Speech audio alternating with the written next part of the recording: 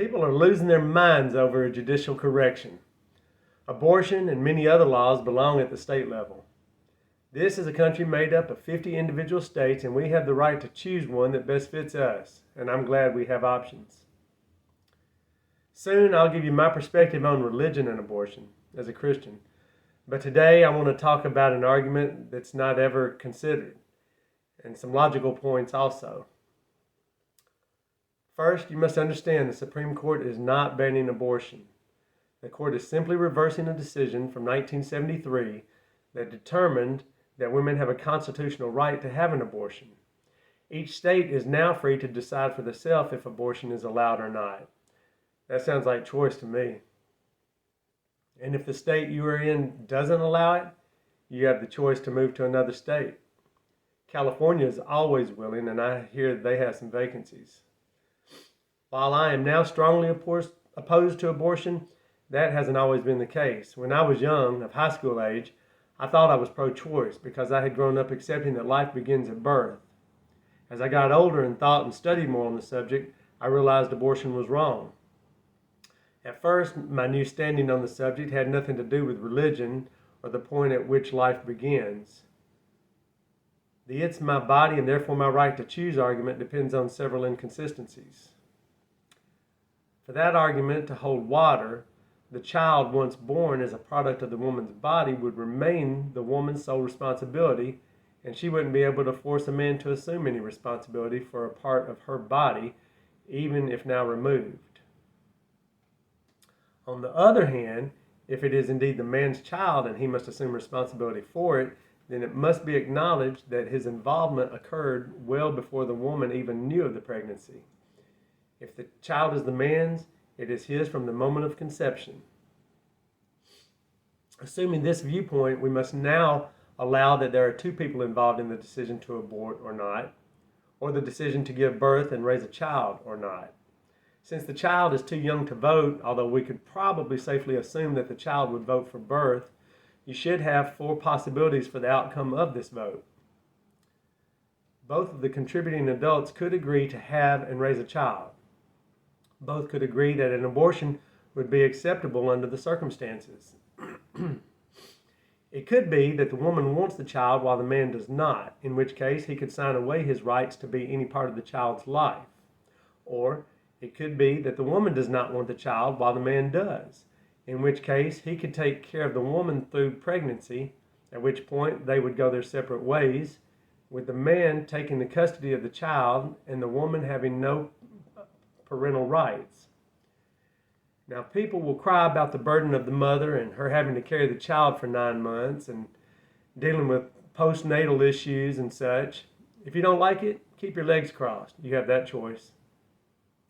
And what about the man having to pay for the woman during pregnancy? Keep it in your pants. You have that choice. For the pro-choicers, it takes 2. They both know what they're getting into when they lay down, and at that point, they have made a choice and must live with the consequences. If there is further choice to be made after that, they should both have a say in that choice.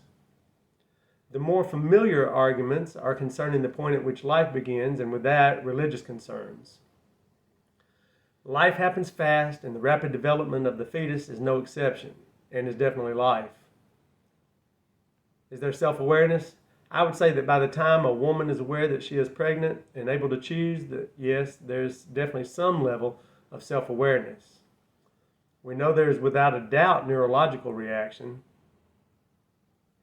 The abortive procedures are barbaric. More concern is given to the suffering of dumb animals that will soon be someone's dinner, or by some idiots, how a tree feels when it is cut down, than the concern given for those human children.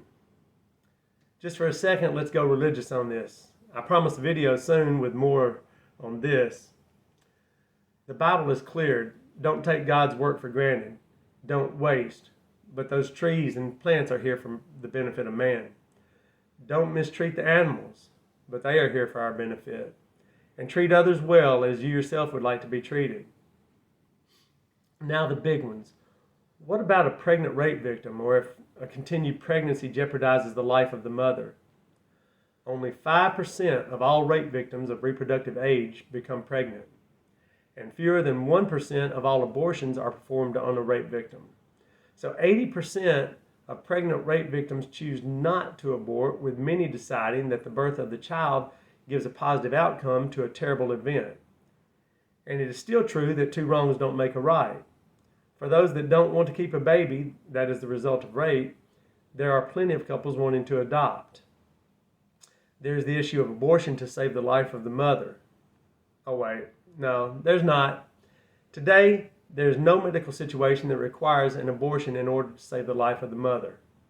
There are times when a medical procedure needed by the mother might jeopardize the life of the child, and that is an acceptable condition, but it is also not an abortion. Whatever your argument or reason, there is a child. We call it a fetus, which is just another stage of life, like infant, baby, toddler, teen. It's still a living human, although dependent on a mom, much like an infant, baby, toddler, teen. There's a child involved who is innocent and shouldn't be punished with a horrific death. If you're not familiar with the procedures used for abortions, you should study up on it. Many of the same people that cry over the possibility that a guilty murderer might have a moment of discomfort during a well-deserved execution think that a far more barbaric procedure is fine for an innocent child. If more people understood abortion, there would be fewer abortions. In the past 10 days, I've seen a few men on the street interviews with women that are convinced that aborted fetuses are adopted and living the good life. Pure ignorance, probably born of a misunderstanding of the pro-life argument that a fetus is viable and can live outside of the woman's body. They are describing an abortion as a C-section. There really should be a license to vote, but again, that is for another video. I say kudos to the Supreme Court for acting constitutionally responsible after an absence of responsibility by the High Court for so many years, basing decisions on preceding opinions rather than the Constitution as intended. Have a good day. I'm Ev. Over and out.